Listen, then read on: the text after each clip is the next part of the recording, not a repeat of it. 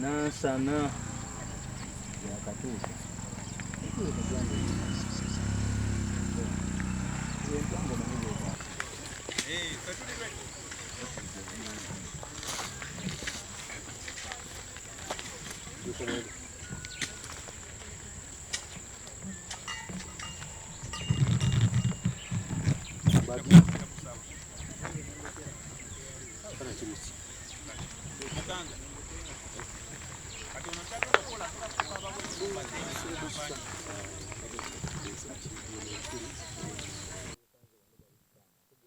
waggulu yakulaze nti yeki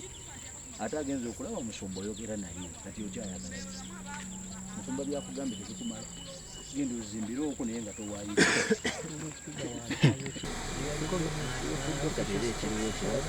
olaba musumba kyayogedde nagana nti abantu balina kwinza kakutumya information ekigedde tiroyiseyo abantu akati oyisayo ka vidiyo nekanamu kadakiika mukaaga battano bamanya okwogera ku kyagaddewo nga bwoyogera naye buli amawulire wanajja nayogera byayagadde abantu bajja kwogera ezegedde buli muntu agenda kwogera byakola kikadukulu vidiyo agenda kwogera ebintu. Kamata kamera za kwawa. Kama unaona amefanya makosa anaweka kamera chini ya ulinzi. Haya basi. Natoa. Pia pale.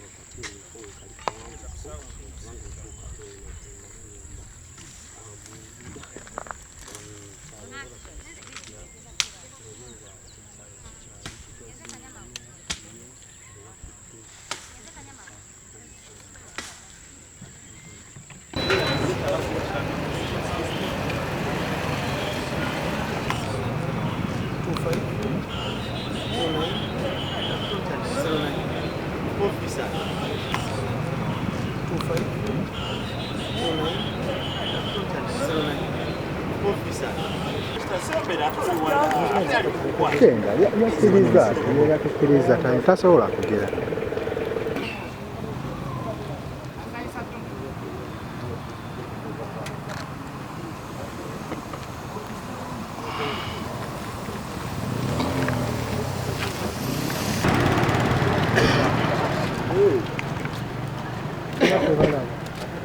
Nakubiddwa essimu SPD yankubidde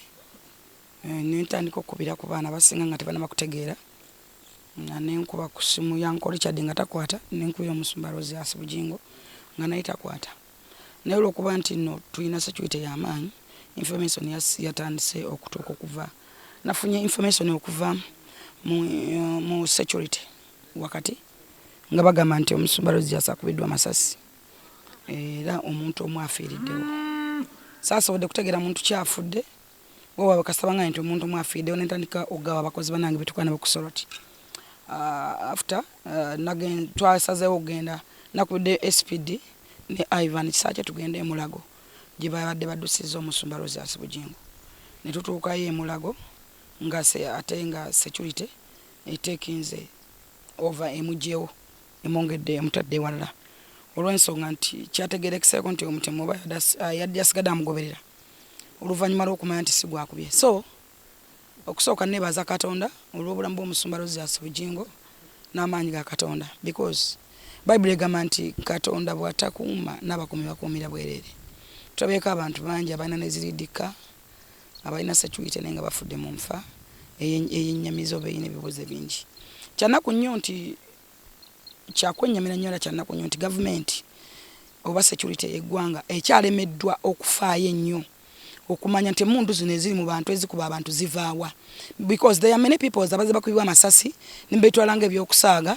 abalanga bawoningibwa n'okuwoningibwa mwalabako omugenzi Isima bamwana eddeti kwalina okufiira era still nafa ku ddeti yemu naye kyalinaku nnyo ate kya buswavu okubanga still nakate tulabanga mutemu ya Isima naye nga n'abamuwanga ddeti ne bamu convincing nti nga mukaaga ogenda kufa still nga mukaaga n'afa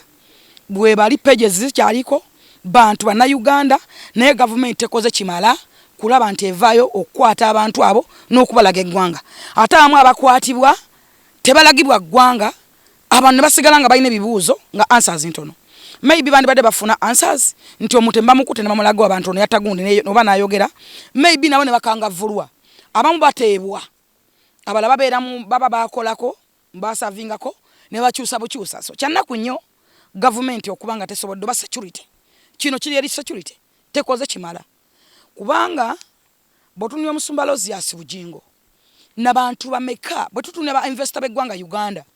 ba investors benjogerako njogera ku Amis Kigundu njogera ku Lozias Bujingo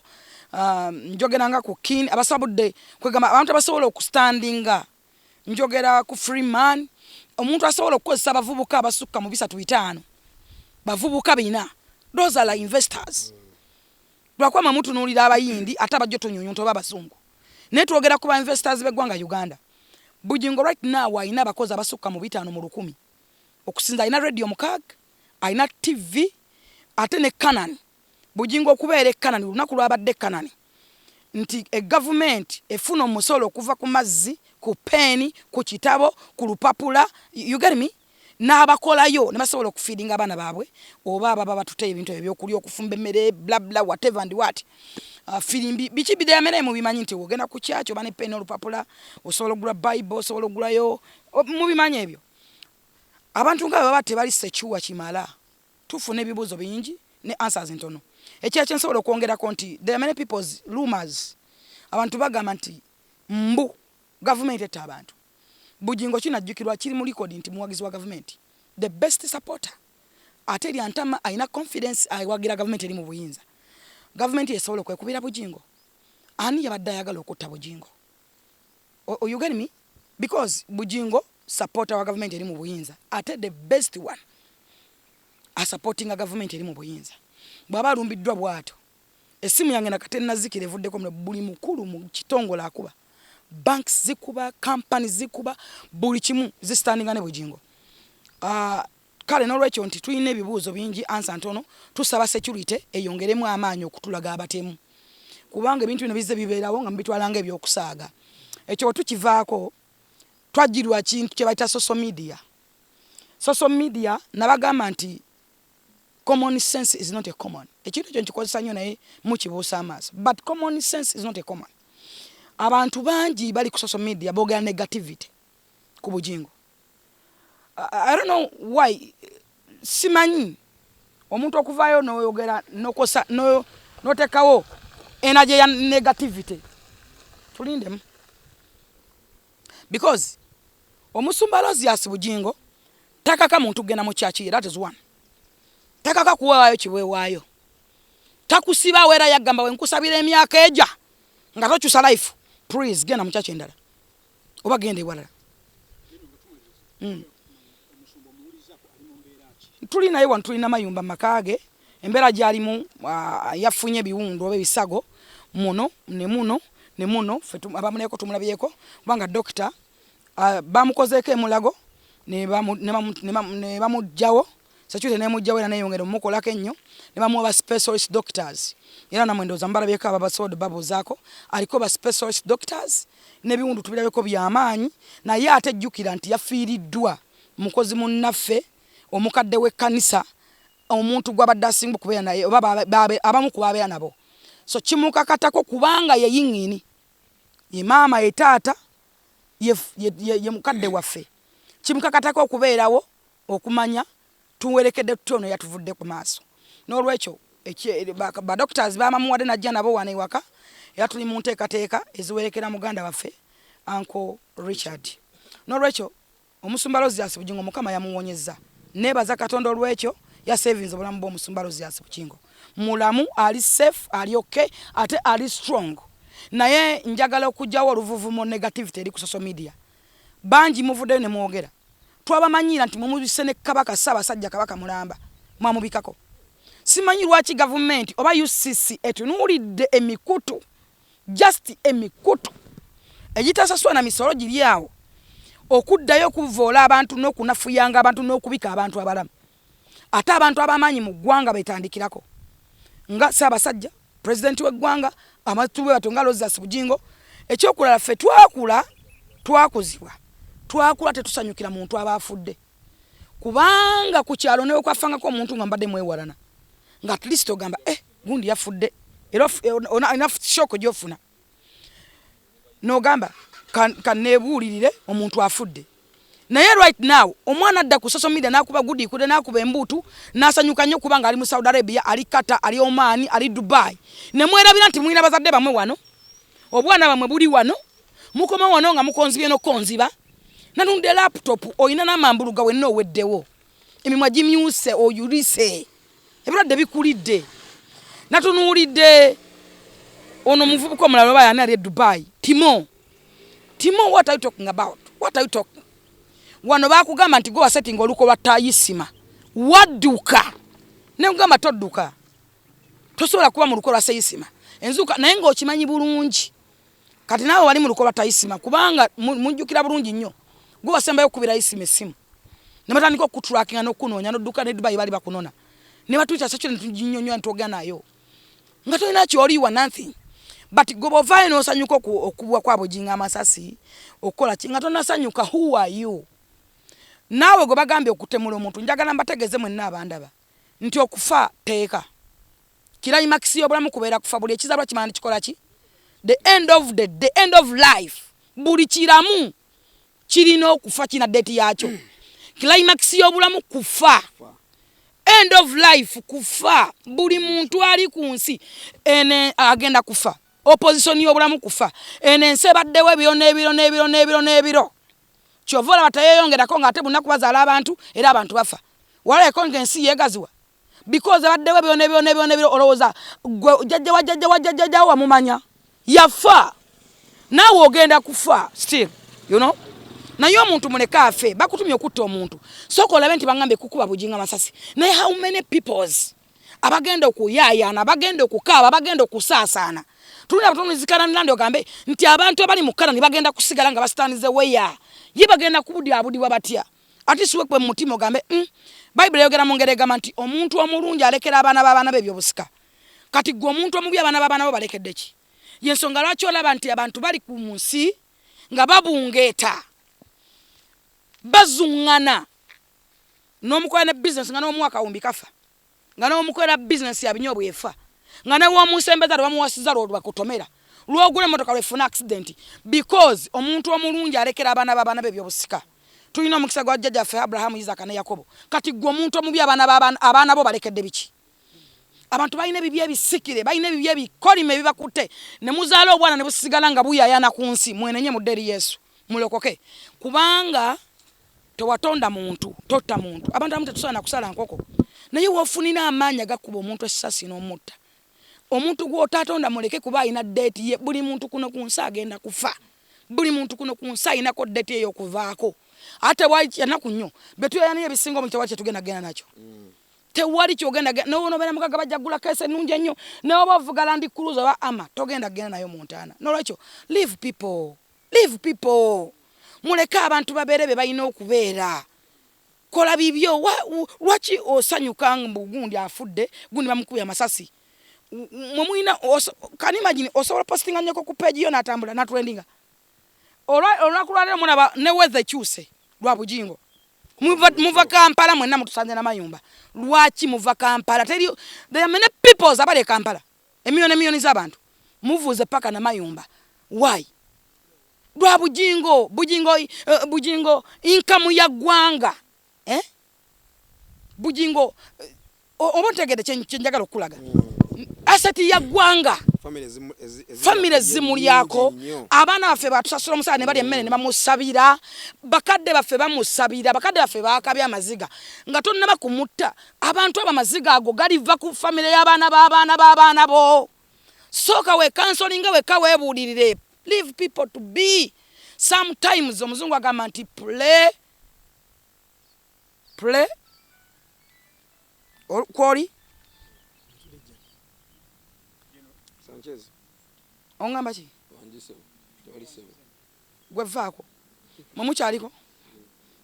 waliwo ekintu ekijja tokyogerako tonna kyogenda kuba bwotositeeka ku peje tonna kyogenda kuba boba bulanga tokimanya at least mwe muvuze ne mujja mumanye ekituufu so njagala obbagamba nti eggwanga lyatutabukako naate tulina abaana tubazadde at least tukansolinga abaana tukuze emiti emito nga gimanyi nti omuntu asigala muntu ekitonde kintu kisigala kintu kyensobola okubagamba Musumba Bujingo ali fine kyanaku nnyo nti muganda waffe yatuvuddeko Uncle Richard tugenda muwerekera tumutwale Sembabule Katonda bato yasazeewo naye era naye abadde buli kaseera ng'ayogera ng'agamba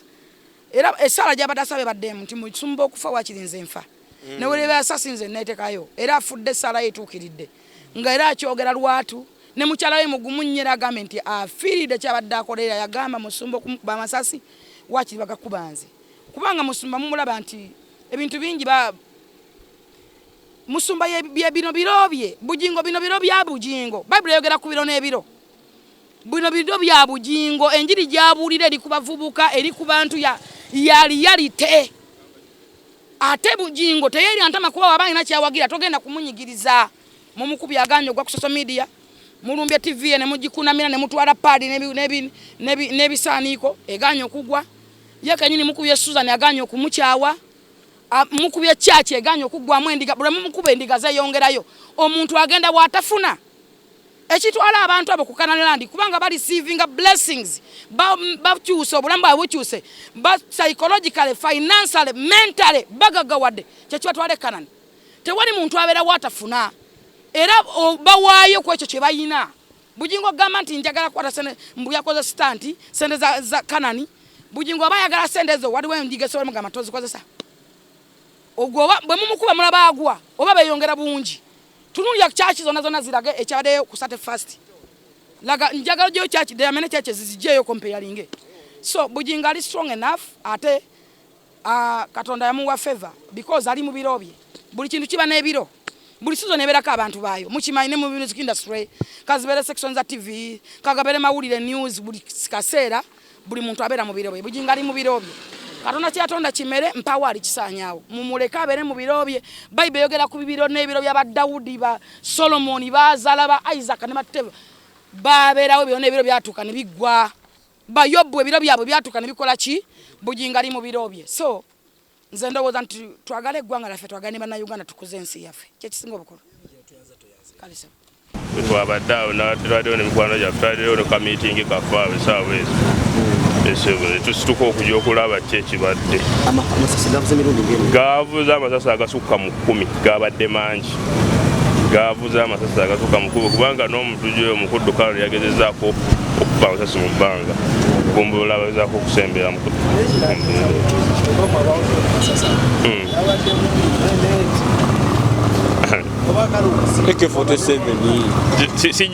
sijja kubuulira byekuusa ku mundu kubanze simanyi nnyo mundu nti oba ino kika kyo oba kika kiwabula nti era gaadde gabwatuka nnyo oba situmanyi oba zi AK47 simanyi naye nga gabadde gavuga nnyo amasasi ago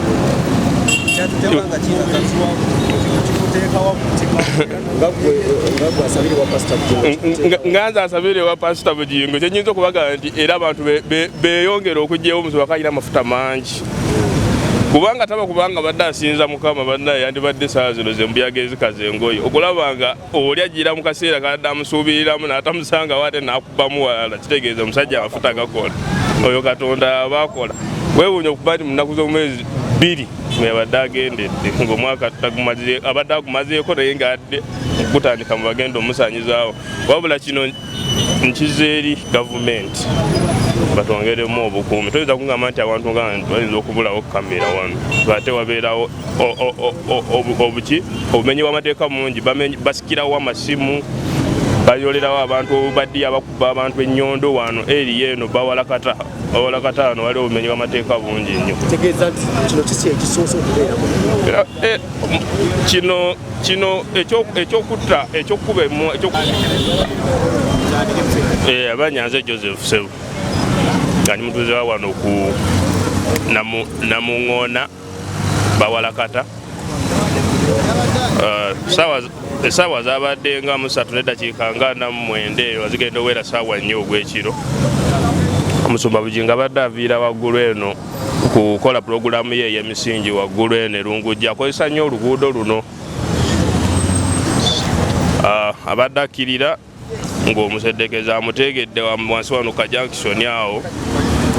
n'akuba amasasi amayitirivu agasusse mu 10 manze n'adde ne mukwano gwange awo wansi tuwulira amasasi nga g'amaanyi ddala ne tudduka okujja okulaba ogubadde. Tugenda okutuukawo nga bagaba bakubye Bujingo, era mu kaseera ako tetwakitegedde nti musumba Bujingo yeyadde avuga n'emmotoka eyo. Twakitegedde luvannyuma nnyo nti omusumba yatutte omuntu gwe bakubye, abadde bodegaadi we gwe bakubye, era mu kaseera twatulowooza omusumba yakubirwa naye nga bakubye bodegaadi, era ekyategeerekese luvannyuma nnyo kuba nti endabirwamu yabadde esseeko katono nnyo wansiko katono. Naye mu kaseera ako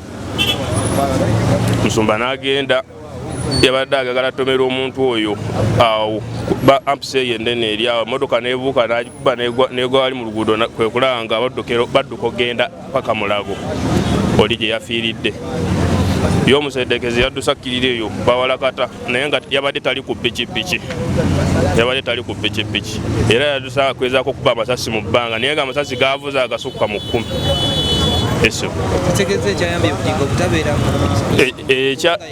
Ekyabuyambye kuba nti yeyeevuze kuba oli tageti ye yazze nga tageti ng'oli, era ebiseera ebisinga yeevuga. Ate n'ekirala emmotoka eriko praise God emanyikiddwa teriko n'amapuleeti, era oli olujja amanya nti oyo Bujingo, mu birowoozo bye era bakimanyi nti oyo Bujingo. Okukakananga mu mbeera eyo mulimu omwa alugendeddemu bodegaadi we, era essaawa zino ye kusinziira ku lipooti gyefunye nti omusumba ye ali mu mbeera nnungi, naye nga gino kidde eri. Amanya gange bampita Kato Wilson, ndi ku executive etwala Namuŋŋona Kasubi LC, ate nga n'ebyokwerinda era ffe tubitwala, nze mbitwala bitundu wano. Zabadde essaawa nga ziri mu ssaawa nga 3 neefuna essimu ez'enjawulo nga baŋŋamba nti Pastor Bujingo bankubye amasasi, naye bankubidde nansana. Kadde okuva ku bankubiddeyo essimu ezo nafunye essimu ez'enjawulo, nentandika okukola follow up, nenkubira mukama wange OCI nayitwa Namuŋŋona Police Post nga tali aweya, nenkubira basaidi nga tebali aweya. After paka twagenza okifaininga eddadda nga kituufu, nga ddala ye ekituufu babadde bamukubye amasasi ng'ava ku radio ye. Kati ava ku radio eyo ajja atuukawo nga ku Balakata wali kwa hampu, kati kyayiko omutemu yadde ayimiridde saidi wali n'akuba. Naye ndowooza mukuba amasasi ago yalowoozezza nti akubye Pastor Bujingo, kumbe yakubye mu driver kuba Pastor Bujingo yali avuga emmotoka. Kati yamaze omutemu n'akrossinga, kati Pastor Bujingo ono n'abamu luuzi mu mikono oba yakibadde akikoze intentionally, nayaga okuteekawo embeera naye ajja atomere omutemu oyo. Kati omutemu badde nga omutomere, omutemu n'akkirira n'adduka ng'akkira wansi ku Balakata.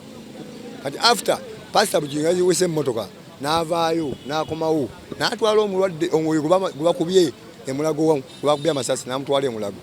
Era we yavuddeyo information gye twafunye yasibiddewa Wandegeya n'alaba DPC n'akomendikininga security yonna ekyabadde wano ekiro, kumpi ng'ogamba nti security yo neweddeyo eri wano ku Balakata. Ebyokwerinda tebirina tabu yonna kubanga nze kennyini nze omwe akulira ku byokwerinda ebimbire mu kitundu, kubanga nti ekisookedda ndi ku Namuŋŋona executive LC,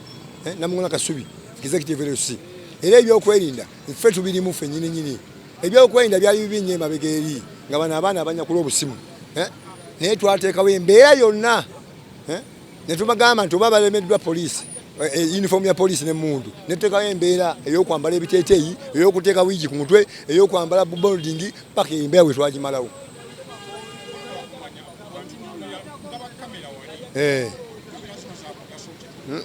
Kamera mweziri,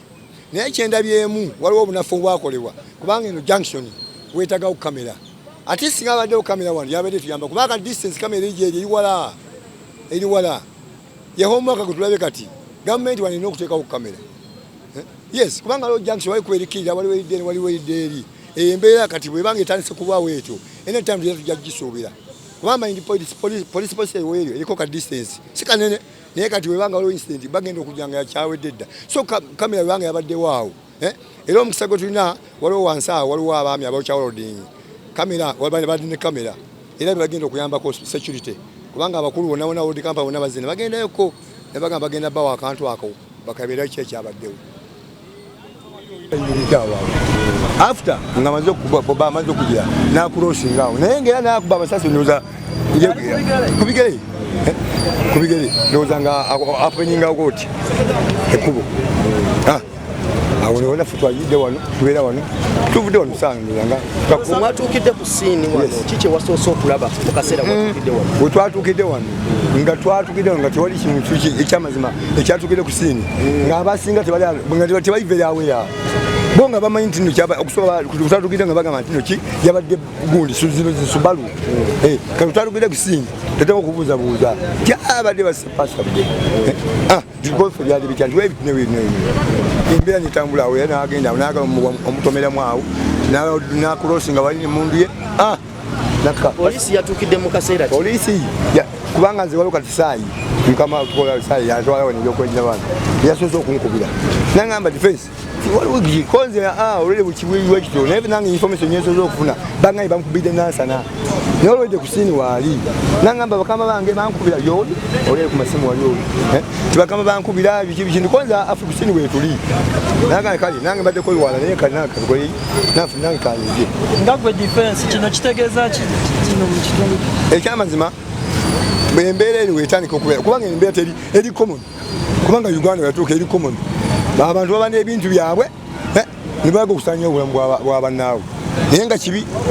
ekyamazima kati abantu ngaabo ab'obuvunanyizibwa abo babaetakako security kubanga ebintu byabwe mubimanyi kasita omuntu atandika okwesimba mu watu ne bakuteekayo embeera efaanana ekyo oba olina okwebeereramu nnyo kati abantu bakulu bavunanyizibwa kuba ne security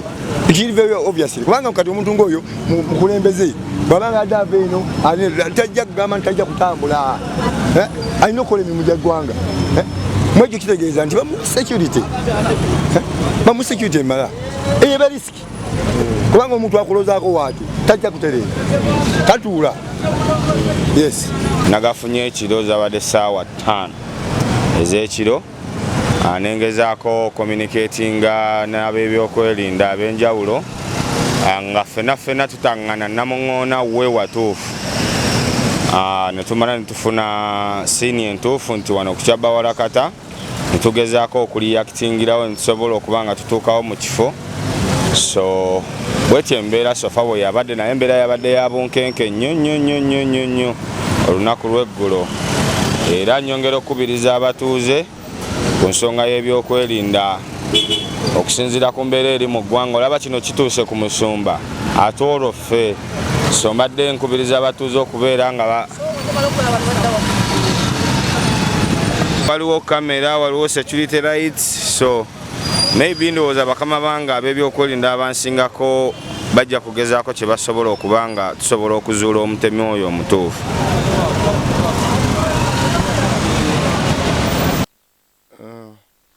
zabali sawa nga ennya za kiro abanga ziyiseemuko katono jukira nga ninga alaba West Ham oba yabadde ezanya nani n'enkyusa nezirewo omusumba kati mba nakaddewo omusumba mu njiri esimu yasoose nenkubira ng'egamba nti oli mulamu konze ndina waka mu ddiiro nangamba batugambye nti eri accident ate gwotera okudduka emmotoka ennyo sikyadduka nonakudduka okuva omukyala nampiima ow'empewo olwo yatugamba mulekerawo okudduka emisinde nalekerawo okudduka nentya nnyo eyangambye yabadde Pavini muwala wange nangamba nti naye tompanikinga kanzuula ekituufu nadamu nagamba bikwata ku musumba bafunye accident olubuto netandika okunnuma abamu bakikozesa nga bawulidde essanyu nze kyazze mu kutya butterflies in my belly ampulira obutambula mu lubuto lwange nengamba kino mukama ekikitegeeza simu endala nejja ne bagamba nti masasi basi nga njagala kumanya we bali okutandika okutambula okubeegattako as soon as possible. Masasi tugamba masasi nga oli agamba masasi musumba bamuse. You can imagine ekyabadde mu bakozi ba social media nga twekubira amasasi obiwulidde ebigwa ku station abamu tebannamanya ate namanya toyagala mukanga toyagala kola ki tutandika okwetegeka okudduka ejja nkubira omu bamwita Simon angamba tuli mu ddwaliro omusumba ali out of danger ne munnaffe agenze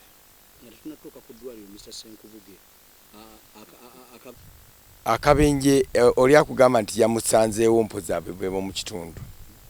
His narration bagita from the horse's mouth agamba nti amasasi ga ambush babaguddeko bugwi nga tebakisubira nako amasasi negatandika okuva mu sayidi zonna naye atalabye asooka nagezaako ye bwatu bwagamba nagezaako okukyusa leeni agezaako nga oli amuleegeddemu nnyo nakka wansi amasasi negeyongera from this side erimu eryo eryamuyuzizza omugongo agamba nti tewali kirala kyonna. It was God eyamugambye instruction yamugambye gwe vaayo n'akyuka bw'ati okugyayo omutima wano neriyuza omugongo from this side paka wakati w'omugongo. Abalumbaganyi babadde batambulira ku kimu mmotoka agamba tayinza kumanya, tamanyi babadde babiri, tamanyi babadde basatu, tamanyi babadde omu, tamanyi babadde ku pikipiki. He suspects yabadde ku pikipiki naye awulidde bulisisa nawe olaba obanga oli nakulirwo waka esasi nelivuga emmanju n'ogwa wansi kati nga likubye emmotoka yennyini mwoli. You can imagine emmotoka ojja ogiraba munakukonako katono n'owulira nti n'olowooza nti yingini eyise yonna ne kati oli ng'agikubyemu ssasi nga tobirinako n'atakuba limu n'atakuba asatu saana saataano simukaaga simusanvu masasi gasukka mu 10. Actually bagamba ababaze ebituli ku mmotoka masasi gali 18. Side y'emmotoka ki yasinze okufuna the co-driver side nekyakyogedde agambye nti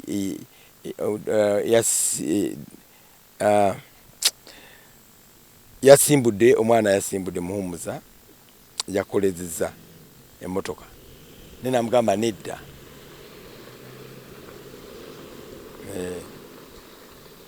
lwerwa co-driver naye ng'agamba nti muhumuza yasitatinze okusimbula nagamba nedda wali kinjalo okulaba ku TV nga tebanafuluma na gate namugamba kyusa gwedde eno nze kanvuge tutegeeragana awo watutabudde nnyo omutwe yatulondodde ddala kuva ku kitebe yakoze kiki kubanga ono yabadde asimbudde ng'oli yatudde wali nga tebanatambula nawala naga nze kanvuge okusobola okwanguwa bagenda okubatuuka ne bagwako waliwo abuzizza direction ki olabe ekkuba erigenda ku ddwaliro ly'abasodokisi enamuŋŋoona ng'oyolekedde omuvule ogusala ekkubo bawalakata era ne poliisi ku makya ebadde esibyewo simanyi kati oba ekyasibyewo nga ekkubo eryo yabadde ava eno waggulu okusala jaamu bw'obanga opapa ng'ogenda sayidi z'ennansana bo balina amakubo gaabwe bagayita baba ennansana bagamba awo bo bona ababa bava ku sayidi ya Salt awo bayingirira Hoima Road ne badduka ne bayingira expressway ne bayambuka ennansana kati abadde avayo bwata ekisiriko kinene ekiri awo ne hamp oteekwa buteekwa okukendeeza speed mu kukendeeza speed amasasi bwe gayiikidde tamanyi yasibye atya tamanyi yavuddeyo atya okukka wansi tamanyi omwana engeri gyamushildinze mu kubanga yamuguddeko bw'ati amasasi nga 10 gakubye mu mugongo gwa mwana. He could not survive n'asigala wansi. That's what he says in his words. N'agamba eddoboozi eryamugambye yayogedde emirundi 2 3 eryokubiri lyamugambye tovaawo balowooze nti ofudde era n'asigalawo. Abaseddekezo bamaze okumukuba amasasi wansi era alogezaako okwenyeenya kubalaba ndooza bandi badde bamakinga sure nti bamaliza mission yaabwe. Yabadde emmotoka ennene weekuyambira ate ng'eri tinted toyinza kufuna clear vision tobadde mbakubye naye yabwedde oli agesinga bugesinga bate kubanga ali wano n'atolobozaawo amasasi naye nga yasse bw'ati wansi wa steering wakutamidde bw'ati eddoboozi ndimugamba tovaawo n'asigalawoko oluvannyuma lw'eddakiika nga 7 mugamba simbula ate mpola genda emulago. tumaliriza musumba ali mu mbeera akigwa mulabiyeko.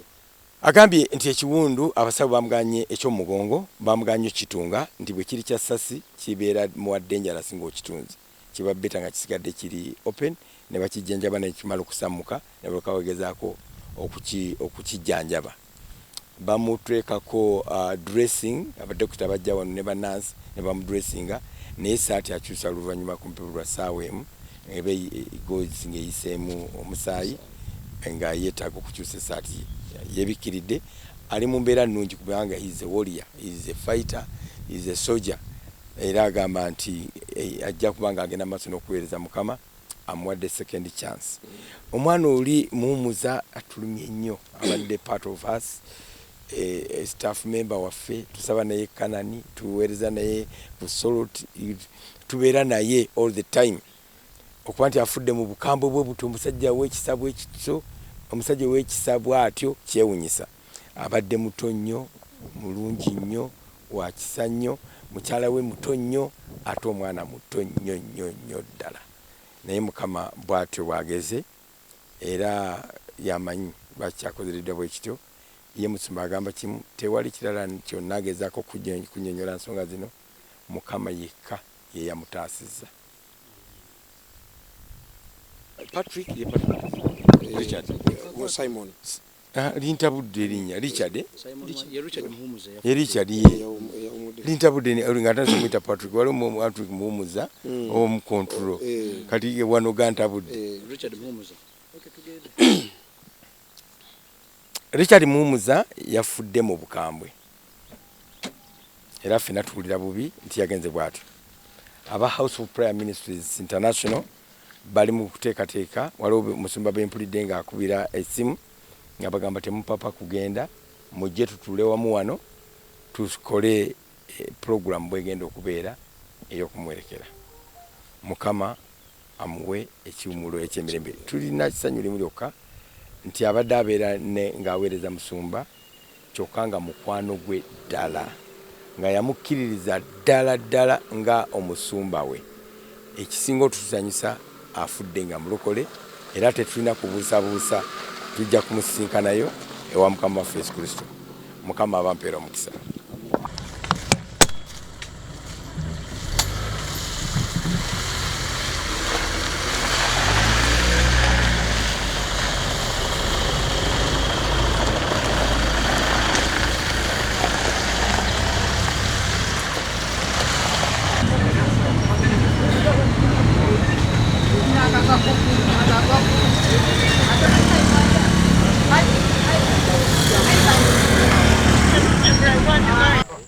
Kamata kamera za kwawa.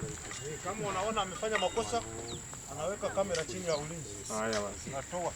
Pia pale.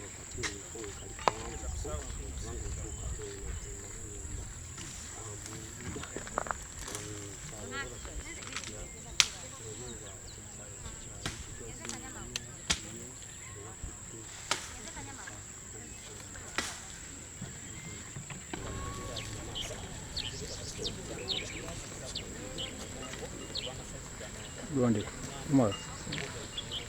kifupiga kijja kyogereyo ebyekisiru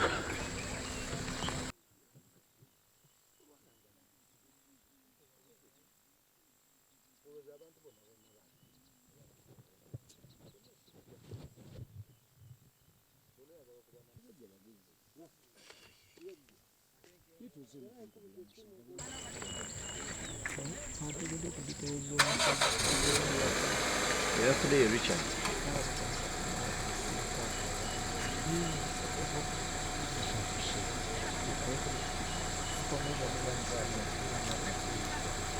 Ekiri Musumba ng'ombe amasasi baga beyimize mu mmotoka kati fakitiri ude batamanya nti Bujingo yeevuga ntegedde nate era bwetunyira emmotoka ye ŋŋambye Mukama nti emmotoka ye nema co-drivers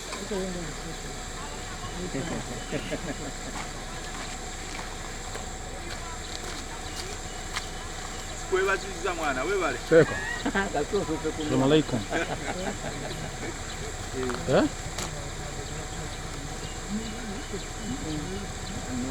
next